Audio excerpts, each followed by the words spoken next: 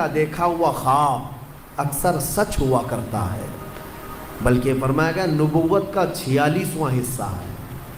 مطلب یہ ہے کہ سچائی ہوا کرتی ہے، اور اللہ تبارک و تعالیٰ جب اپنے مومن بندوں کو کسی بات سے الرٹ کرنا چاہتا ہے تو خوابوں کے ذریعے سے انہیں پیغام دیتا ہے۔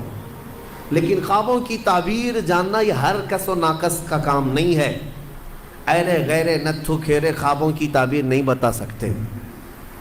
خوابوں کی تعبیر ایک علم ہے باضابطہ، اس کے لیے بہت ساری چیزوں کا جاننا ضروری ہے۔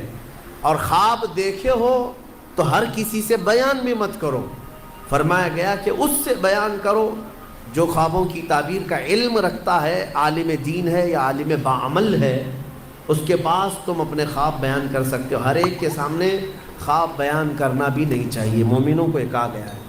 یہاں بیچ میں رک کر کے میں اتنی بات کہہ دوں، یہ ضروری نہیں کہ جو کچھ بھی دیکھا جائے وہی چیز نظر آئے، ہر چیز کا کچھ الگ الگ معنی ہوتا ہے۔ حضرت محمد بن سیرین رضی اللہ تعالیٰ مشہور تابعی ہیں، خوابوں کی تعبیر کے امام ہیں۔ آپ سے پوچھا گیا خواب میں اذان دیتے ہوئے دیکھے تو کیا ہے؟ اذان دیتے ہوئے اگر دیکھا تو اس کی تعبیر کیا ہوگی، اس کا معنی کیا ہو سکتا ہے؟ توجہ چاہتا ہوں میں، صرف جھٹ سے ایسے ہی تعبیر نہیں بتا دی جائے گی کہ اذان دیتے ہوئے دیکھے ہاں اس کا معنی یہ۔ پہلے یہ دیکھا جائے گا کہ دیکھنے والا کون ہے۔ خواب دیکھنے والے کے اوپر ڈیپینڈ کرتا ہے، دیکھنے والا کیسا ہے۔ تو دو تعبیریں آتی ہیں اس کی۔ اگر دیکھنے والا شریف آدمی ہے، نیک آدمی ہے، تو اس کا مطلب یہ ہے کہ عنقریب وہ حج پر جائے گا۔ اذان دیتے ہوئے دیکھا یا سنا، اور وہ بھی قرآن کی آیت سے انہوں نے ثابت کیا، وَأَذِّن فِي النَّاسِ بِالْحَجِّ۔ اذان دیتے ہوئے اگر نیک آدمی نے دیکھا، پابند صوم و صلاۃ ہے، تو اس کا معنی ہے کہ وہ حج پر جائے گا۔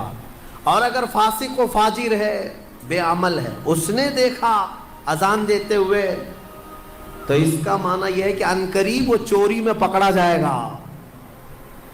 زمین آسمان کا فرق ہے تعبیروں میں، ایک ہی اذان ہے، دیکھنے والے کے اوپر ڈیپینڈ کرتا ہے۔ ایک حج پہ جا رہا ہے اور ایک جیل جا رہا ہے، چوری میں پکڑا جائے گا۔ اس کو بھی انہوں نے قرآن کی آیت سے ثابت کیا، فَأَذَّنَ مُؤَذِّنٌ أَيَّتُهَا الْعِيرُ إِنَّكُمْ لَسَارِقُونَ۔ قرآن پاک میں یہ دونوں جگہ پر اذان کا لفظ آیا۔ اسی طرح سے ایک اور بات میں عرض کر دوں، حضرت زبیدہ خاتون جو خلیفہ ہارون رشید کی بیوی ہیں، انہوں نے ایک رات خواب دیکھا تھا، بہت بھیانک خواب دیکھا۔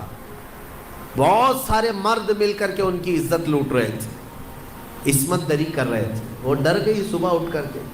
یہ وہی زمانہ ہے جب حضرت محمد بن سیرین موجود تھے۔ زبیدہ خاتون نے اپنی ایک خادمہ کو بلایا اور کہا حضرت محمد بن سیرین کے پاس جا، ایک خواب کی تعبیر پوچھ کر کیا، لیکن یہ کہنا کہ تو نے دیکھا خواب۔ عیب ہے نا، بادشاہ کی بیوی اگر ایسا خواب دیکھی ہے تو شرمندگی کی بات ہے کہ کیا کیا دیکھتی ہے خواب میں، لوگ باتیں بنائیں۔ تو خادمہ سے کہا کہنا کہ تو نے دیکھا۔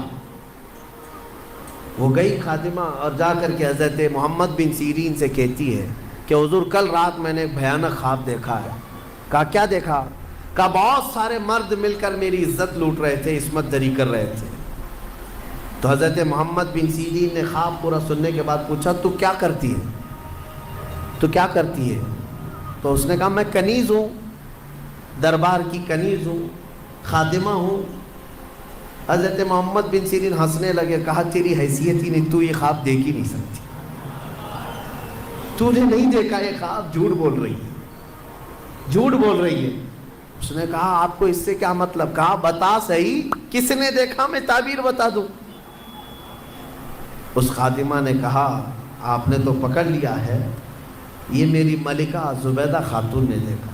تو حضرت محمد بن سیرین نے کہا ٹھیک ہے، جاؤ اپنی ملکہ اپنی زبیدہ سے یہ بشارت دے دینا کہ اس خواب کی تعبیر کوئی گھناؤنی نہیں ہے، عنقریب وہ ایک ایسا کام کرے گی جس سے پوری امت فائدہ اٹھائے گی، نیک کام کرے گی۔